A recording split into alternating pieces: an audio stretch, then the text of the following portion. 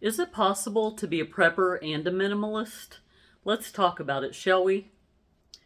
I've mentioned before in previous videos that Corey is up for a promotion this year at his job, and it's a position that will be remote, meaning he does not have to go into an office every day, Monday through Friday. So we have been talking a long time about when he retires that we would like to get an RV and travel the country and find out where we want to plant ourselves. We're leaning towards East Tennessee as of now, but there's still a lot of the country that we haven't seen. So we just wanted to be fair and careful in our planning and make sure that we've seen all the sights there are to see. Well, with him being up for this promotion, for this remote job, that gives us more flexibility to travel now and not wait until he retires. So, having said that, our plans have kind of amped up a little bit, and we need to figure out how to go from living in a 3,300 square foot home to a 40-foot trailer. So I've been doing a lot of decluttering and, getting rid of things and, that's been on my mind for a long time anyway, because I'm switching gears here, sorry. We're approaching the 1 year anniversary since my dad passed away. And I can tell you from personal experience to go into your parents' home and try to decide what to keep, what to toss, what to give to Goodwill, looking for paperwork, things like that can be a challenge in a house that has a lot of stuff.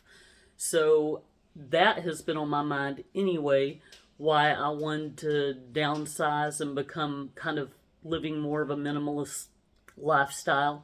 I did not want to put our children in a situation if something were to happen to us where they were overwhelmed and couldn't really take any time to grieve of our passing or what life will be like them going forward. They're so busy trying to, go through and find forms, find documents, paperwork, deciding what's an heirloom, and we also want to avoid, we have 3 daughters. We don't want there to be a situation, because I've seen it done before, where siblings fight with each other over who gets what and things like that. I just want to go ahead and get rid of all those possible scenarios, just based on my experience and things I've seen in the past.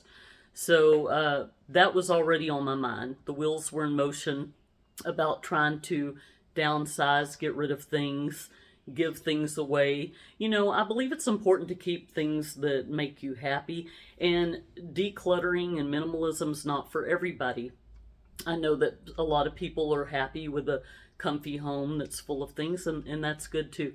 I'm strictly speaking for us and our situation. So, like I was saying, it was already on my mind to start downsizing anyway, just because of where we are in our phase of life. None of us know. I mean, I turned 50 a couple of weeks ago. Corey's 8 years older than me. We just never know when our time here on Earth is up. So, we were just beginning to do the progression of downsizing, and it got me thinking about my pantry. Y'all seen my pantry before. Let me take you real quick, just in case you need a refresher. Here is the outside of the pantry. This is not a formal tour by any means. This is just me walking in, kind of showing you what I'm up against here. Got all of our meats, things that we can. Our Keystone meats are down there. All our condiments, our potatoes. This is all our spices. We've got soups and just a bunch of stuff. And when I started prepping, I wasn't terribly selective about the things I was bringing into my home. I was just kind of like, I wouldn't say that I was hoarding by any means, but I was just like listening to other preppers talk about what they've put away, and then I've been like, oh, okay, yeah, I need to put that away too. But the truth of the matter is, there's a lot of things in here that it's not that we don't like them. They're pretty much everything in here we'll eat, but it's not something we eat an excessive amount of. Let's just take these macaroni and cheeses right here, okay? And I get it. I know I'm going to have the naysayers saying I need to repackage all this stuff, and that's part of the problem too, is I'm losing control over even managing my stockpile. I've got a lot of stuff. I need to make sure I'm rotating things. I'm storing them properly, keeping bugs and rodents and all that out. But, you know, so here's just some pasta. We've got more pasta up there, but this right here just kind of pertains to macaroni and cheese. I'm not going to sit here and count that all, but I would say there's easily 50 boxes. We will not go through these in a year. In fact, we all have different, like, Chloe likes the pastaroni. I'm not a big fan of that anymore. I like the Kraft mac and cheese. Nobody else in the family likes it but me. So when you just really start evaluating the food you have and questioning, are we really going to eat this in the right amount of time? And if not, then why are we purchasing? Why are we putting ourselves in debt? And so these are just some of the things going through my mind. And then down here, of course, we've got, this is more long-term storage. We've got buckets of rice, buckets of sugar. And don't get me wrong, some of these things are great to have, okay? And like all this cereal, this is probably going to go stale before we can get around to eating it, if I'm being honest. I'm probably going to give some of this away. We got granola bars, Pop-Tarts, things like that. But so for me to just have all this taking up space is going to make my journey to minimalism difficult if I just hang on to it. If I were to guess, I would say we probably easily have a couple of years worth of food in our pantry. And that's not even including the things we have in our 3 freezers, 2 refrigerators. You know, it's just kind of like, it's a good problem to have in a way. And I'm sure that I'm going to get some people coming on here criticizing me and things like that. But I'm just keeping it real and being honest with you. But I do need to start rotating through my preps, because sometimes it gets to the point where if I find a good deal on something but I already have plenty of it on the shelf, I just kind of bring it in and just get it off the floor, just shove it up there. I still need to go through there and rotate and make sure that we're using things in order of the best by date. So I want to give my wallet a break. I mean, I've spent the last couple of years, luckily I got in before the inflation and all that, but sorry, my dogs are playing. Hold on just a second. Getting our freeze dryer has really helped us too, because we're able to take some things that are either canned, things that we canned or that are in cans, aluminum cans, and freeze dry those, which takes the water weight out. And that will be helpful when we have smaller storage space on an RV. We can kind of pack away more, but not weigh down our camper, because obviously you got to keep track of the weight and all that, but and the space you have to work with. So we're going to be doing a lot of that over the next year or so, just taking all the things that we canned, turning around, dehydrating them.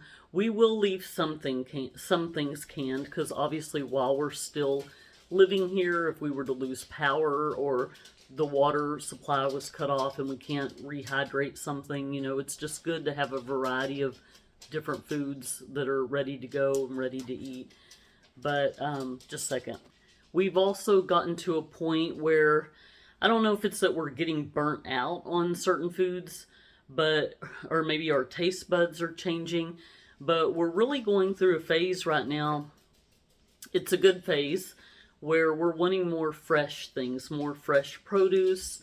It seems like lately we've been kind of feeling under the weather more sick and things like that, and just eating fresh whole foods has made us feel better. So I want to be at a point, and I think I'm there right now, where I can be more selective about what I buy and when I buy it. For example, I can go to the store, and if I wanted something but it's not on sale and I don't need it right away, I can just wait for it to go on sale. So I will continue to buy things in bulk and stock up when I see good deals on things that we love. But for the most part, we're going to be trying to eat healthier.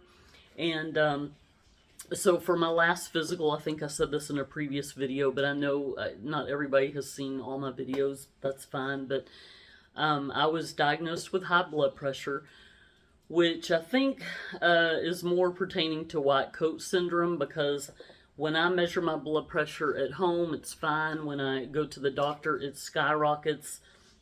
And that all goes back to when I was pregnant with Chloe, and they got my blood work mixed up with somebody that was HIV positive. So they called me on the phone and was like, I don't know how to tell you this, Kelly, but you're HIV positive. She was chewing gum while she was telling me this news. But during that 24-hour period of me retesting, I had all these thoughts going through my mind, and, you know, it was just like, hold on, my dogs are being obnoxious, hold on. Amazing, they stop as soon as I hit pause. But where I was going with that story is, now every time I go to the doctor, my blood pressure just goes through the roof. But anyway, so long story short, last physical, doctor said, you're very, very close to having a stroke. Your blood pressure is so high, we need to get you on something. So she gave me some medicine. I'm not a fan of medicine. If I can do something naturally, I'd rather go that route. Obviously, I need to be more selective about what I'm eating, and I need to exercise more and things like that. But I specifically asked about this medicine. Are there any side effects? I don't want to get on a medication that's going to come along with 10 different other issues that I'm also going to have to take medicine for. And she assured me, no, you're on the lowest dose. There won't be any side effects.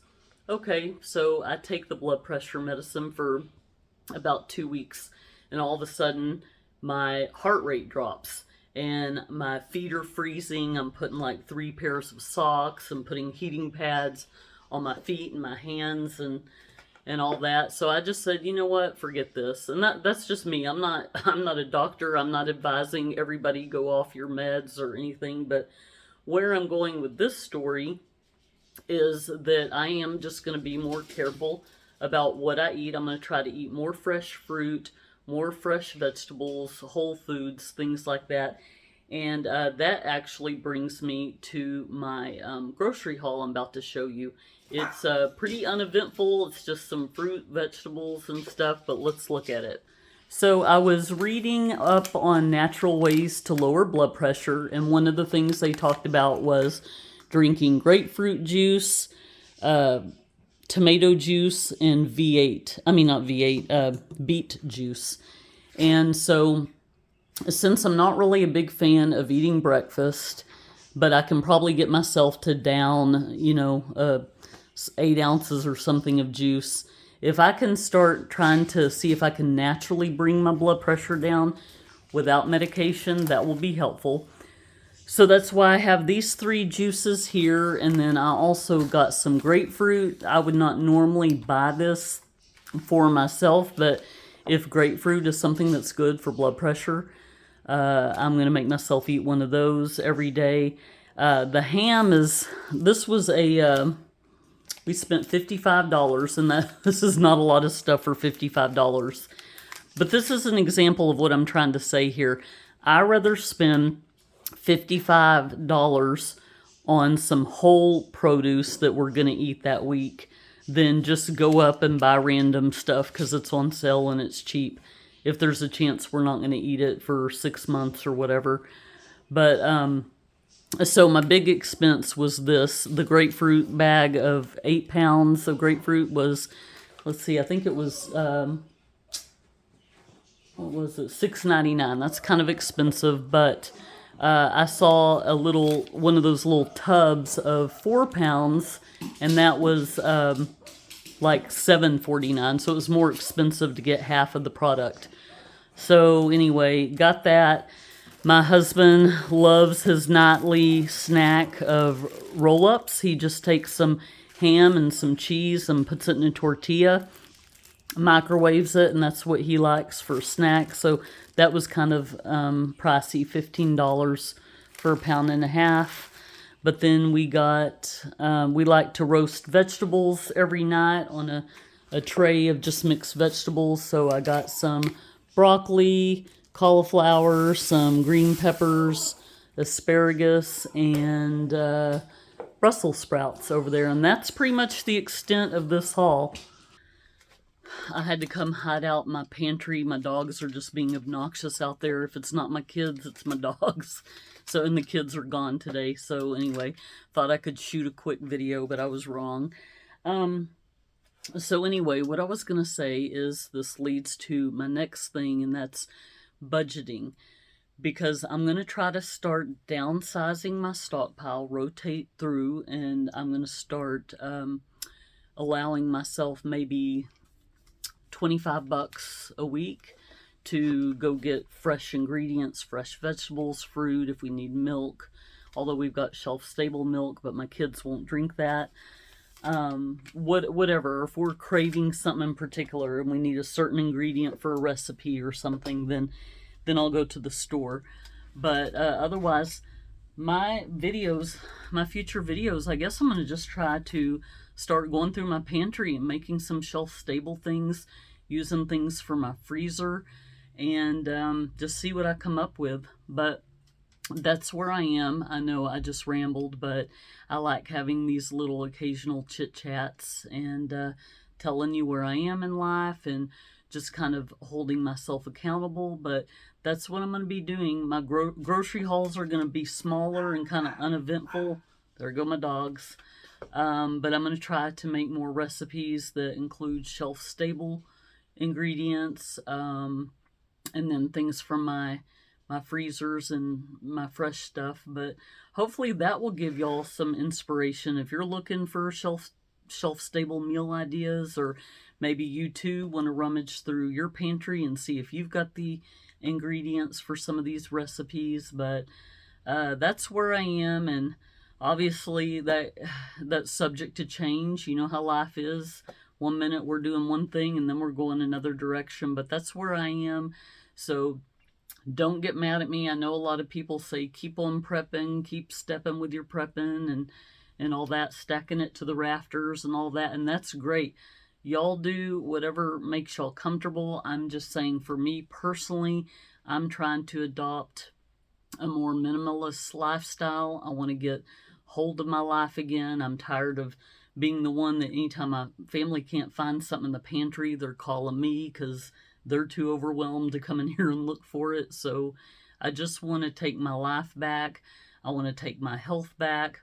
I want to start planning for the future. I want to make life as easy as possible for my family. I want to make this home a sanctuary for them. You know, the world's crazy enough out there. Our home should be where we're able to come and just get rest and relax and not just be overwhelmed by a bunch of clutter. So that's going to be the direction I'm going to start going. I'm going to see if I can be a prepper who's also a minimalist and see where we go from there. Sorry for all the interruptions. Sorry for the rambling. Hope y'all are doing well, and I will talk to y'all next time. Take care. Bye.